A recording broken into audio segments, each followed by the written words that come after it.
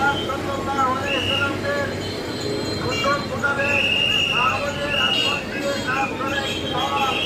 আমাদের তাবলীগে জামাতের হযরত ইলিয়াস রহমতুল্লাহ আলাইহির মেহনতে হাতে গড়া একটা বিরাট অনুপ্রতিকে দলকে তারা প্রতিষ্ঠিত করার জন্য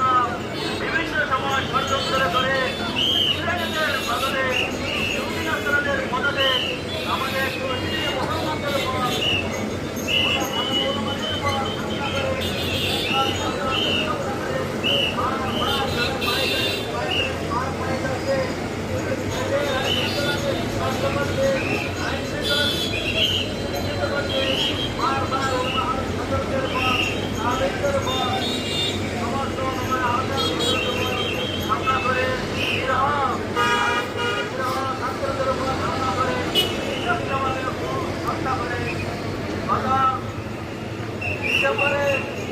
আমাদের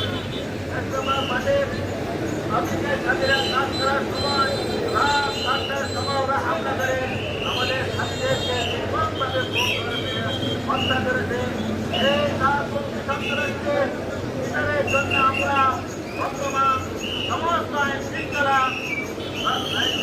সংশ্লিষ্ট বিভাগ সংশ্লিষ্ট দপ্তর এবং আন্তরিক সরকারের প্রতি উদাত্ত আহ্বান